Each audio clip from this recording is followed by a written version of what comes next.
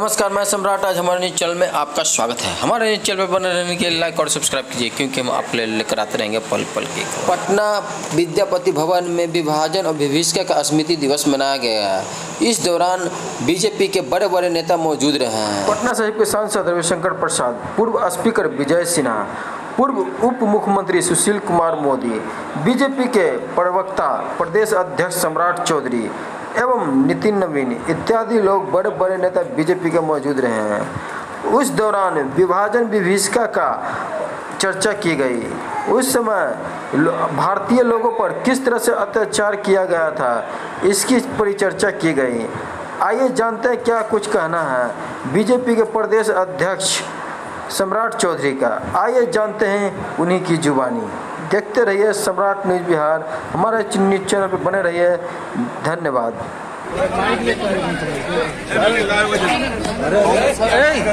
वालों ने कहा है कि जो बीजेपी को वोट देगा वो राक्षस है। देखिए, किसी की मानसिक स्थिति यदि खराब हो गई है तो उस पर कुछ नहीं कहना। इस देश के लोग नरेंद्र मोदी जी से मोहब्बत करते हैं और नरेंद्र मोदी जी के नेतृत्व में भारतीय जनता पार्टी को वोट देते रहे। संजय राउत कह रहे हैं कि वाराणसी से प्रियंका गांधी चुनाव लड़ेगी तो मोदी जी हार जाएंगे। इसको लड़ना है, लड़के देख ले। अब तो राहुल गांधी भी स्मृति ईरानी से हार गए, अब इसके बाद बचता क्या है? वो लकीरें इसने लहू की नदियां बहाई, कब तक जो आंगन हमारा था किसने वहां सरहद बनाया। ये आने वाला पीढ़ी को भी बताना आवश्यक है। आजादी की कितनी कीमत हमने चुकाई है ये भी लोगों को बताना है। 14 अगस्त 1947 का दिन विभाजन के देश का त्रासदी का दौर, जिस दिन करोड़ों लोगों का विस्थापित हुए और लाखों लोगों का बलिदान हमने दिया है। सभी बलिदानियों उनके परिजनों को श्रद्धा सुमन हम अर्पित करते हैं और इतिहास के उस काले अध्याय जो पन्ने जोड़े गए जिसमें बहुत कुछ छुपाए गए, बंकिम चंद्र चटर्जी का जिसमें वंदे मातरम का गीत हम गाते हैं, उस उपन्यास को एक बार अब जरूर पढ़ लें। उस विभीषिका को जिस तरह से उन्होंने चित्रण किया है कि हमारे मां बहनों के अस्त्र को काट कर दीवारों में ठोका जाता था और किस तरह से सनातन के संतानों का अपमान किनके इशारे पर तुष्टीकरण की राजनीति के कारण होता था। और आपको याद है कि 24 साल के बाद उसी पाकिस्तान का फिर बंटवारा हुआ और बांग्लादेश नाम का एक नया देश बना। द्विराष्ट्र का सिद्धांत विफल हो गया। इसलिए मुसलमानों के अंदर अलग होने की जो प्रवृत्ति थी, अंग्रेजों की फूट करो राज करो की नीति और कांग्रेस की राष्ट्रीयता की विकृत अवधारणा और तुष्टीकरण की नीति का परिणाम हुआ ये देश बट गया। मेरे मित्रों, लोग कहते हैं क्या बंटवारा टाला जा सकता था? जब पंडित दीनदयाल उपाध्याय से किसी ने पूछा कि क्या बंटवारा चल सकता था तो दीनदयाल ने यही कहा, यदि कांग्रेस के नेता डटे रहते तो अंग्रेज अखंड भारत छोड़कर जाते और कांग्रेस को सत्ता सौंप कर जाते। लेकिन कांग्रेस का नेतृत्व तो बूढ़ा हो चुका था, थक चुका था। अधिकांश नेता 70 को पार कर चुके थे। उनको लगा कि अभी जिंदगी में आजादी देख पाएंगे कि नहीं देख पाएंगे, और उन लोगों ने भारत के विभाजन को स्वीकार कर लिया। अगर कुछ दिन और इंतजार करते हमारे देश के कांग्रेस के नेता तो अंग्रेजों को मजबूरन अखंड भारत छोड़कर जाने की बात होना पड़ता।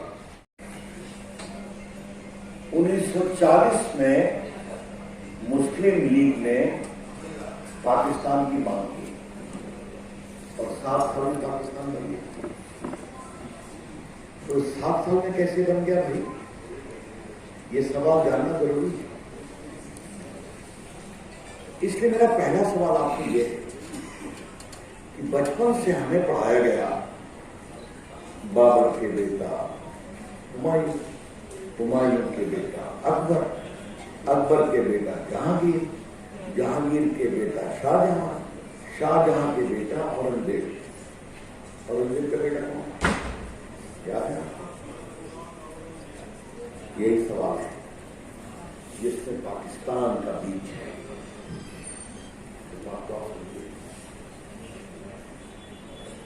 औरंगजेब को देखिए, औरंगजेब ने इतना अत्याचार किया, इतना अत्याचार किया, क्या काशी विश्वनाथ का मंदिर, क्या मथुरा का मंदिर, क्या वृंदावन का मंदिर, कुछ नहीं छोड़े। कि वो 52 साल राज किया, 26 साल दिल्ली से और 26 साल दक्कन से, दक्षिण से, और 89 साल में वो दिल्ली आना चाह रहा था, मराठों ने घेर लिया और बाद में उसकी मृत्यु हो गई, वो दिल्ली आने सका। लेकिन देखिए विधि का विधान, औरंगजेब की मृत्यु के बाद सल्तनत मुगलिया छिन्न भिन्न होता है, और बहादुर शाह जफर जब राजा बने तो उनके बारे में एक कहावत है, चांदनी चौक से लेके नजफगढ़ तक यही उनका राज था। और मित्रों, अंग्रेजों ने क्या क्या अन्याय नहीं किया है। शाह आलम एक राजा थे मुगलिया सल्तनत, वो इलाहाबाद में फंसे हुए, तो रोहिंग्या लोग हमला करते थे, उन्होंने अंग्रेजों से गुहार लगाई कि हमको दिल्ली पहुंचा दो, बरसात का समय था।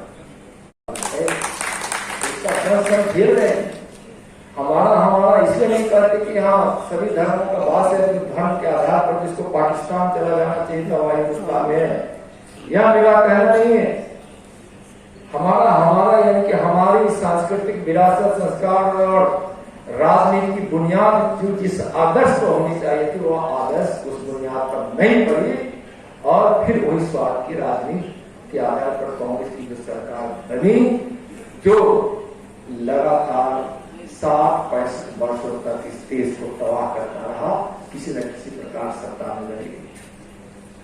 भाई आज क्या है, आज भी अगर भारत के इस राजनीति में वैसी राजनीतिक पार्टी को देखिए जो आज किसी भी प्रकार से सत्ता ही जिसका मकसद है, उसका आधार उस समय 2 था, अभी एक आधार बढ़कर 3 हो गया।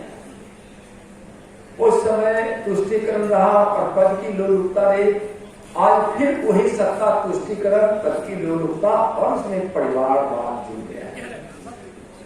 भले उस सत्ता का मकसद बड़े गर्व करते थे कांग्रेसी, और तथाकथित लोहिया के कहने वाले कहते हैं कि जो हमारे डीएनए में लोहिया है, सवाल ही नहीं होता कि देश के विषय में और देश के आदर्श के विषय में और सत्ता के राजनीति में जो आदर्श की बात नहीं करे, उसमें लोहिया का डीएनए हो ही नहीं सकता।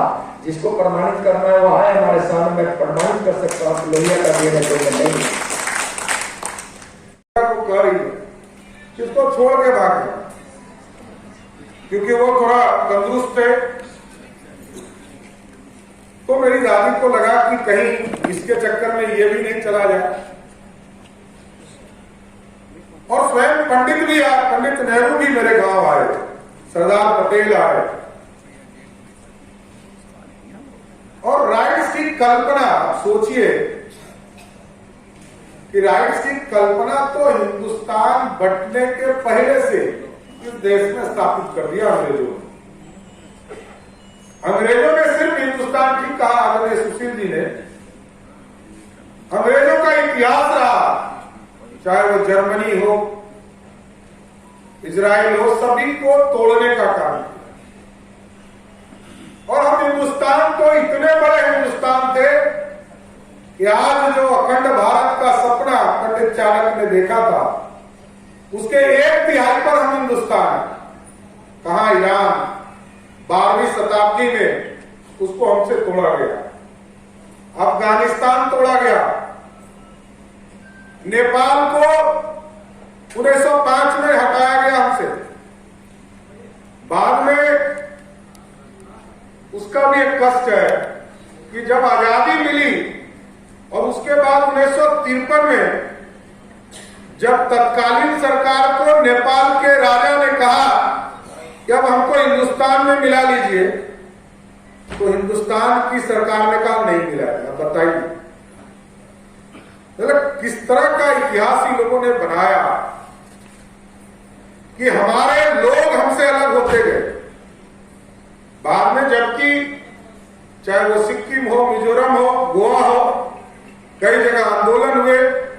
डिम्पल सिन्हा जी से आग्रह है कि रीता शर्मा जी जो अपनी प्रदेश की नवनियुक्त मंत्री हैं उनका अभिनंदन पुष्प गुच्छ और अंग वस्त्र देकर के करेंगे, नई जानकारी प्राप्त होगी। उनके सामने सच होने जा रहा है। सिर्फ 2 हफ्तों भारत के खंडित होने की योजना पर मोहर लग गई। भगवान राम के बेटे नल का बसाया लाहौर, ढाकेश्वरी माता का तीर्थ ढाका, गुरु नानक देव जी का जन्म स्थान ननकाना अब 2 टुकड़ों में बंटने जा रहा है। और अगर कोई इस विभाजन की योजना से अनभिज्ञ था तो वो थी भारत की मासूम और निर्दोष जनता, जिस पर यह विभाजन कहर बनकर टूटने वाला था। 1947 को अंग्रेजों द्वारा किया विभाजन देश का पहला विभाजन नहीं था। अंग्रेज इससे पहले 1905 में भी बंगाल का विभाजन कर चुके थे, लेकिन उस विभाजन का पहले बंगाल में और फिर पूरे देश में इतना मुखर विरोध हुआ कि अंग्रेजों को 1911 में अपना फैसला वापस लेना पड़ा था। विभाजन का जो काम अंग्रेज 1905 में नहीं कर पाए, वो 1947 में करने में कैसे सफल हो गए? तो जो बात 1905 के बंगाल को 1947 के भारत से अलग बनाती है, वो है कांग्रेस पार्टी, मुस्लिम लीग और भारतीय कम्युनिस्ट। 1905 में बंगाल विभाजन के विरोध के बीच 1906 में मुस्लिम लीग का जन्म संयुक्त बंगाल के ढाका में हुआ। बंग भंग आंदोलन के बाद जन्मी मुस्लिम लीग ने 1909 में मार्ने मिंटो सुधार के नाम पर पृथक निर्वाचन प्रणाली मांग से शुरू करके अगले 30 साल में अलग इस्लामिक राष्ट्र पाकिस्तान के नाम पर भारत को मजहब के नाम पर बांट कर रख दिया। 1920 के तुर्की के खलीफा के समर्थन में चलाए गए कांग्रेस के खिलाफत आंदोलन ने मुस्लिम कट्टरपंथियों को यकीन दिला दिया कि वे अपनी गैर जरूरी मांग पर भी कांग्रेस के नेतृत्व को मना सकते हैं। इसके बाद 1930 में अल्लामा इकबाल ने पहली बार मुस्लिम लीग के अधिवेशन में अलग इस्लामिक राष्ट्र की रूपरेखा रखी।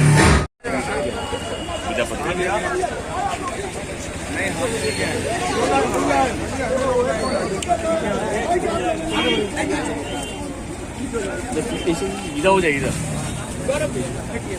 नहीं हटिएगा। बढ़िया बढ़िया बढ़िया बढ़िया बढ़िया, चलिए। उल्टा पैर में पैर न पड़ते गिरा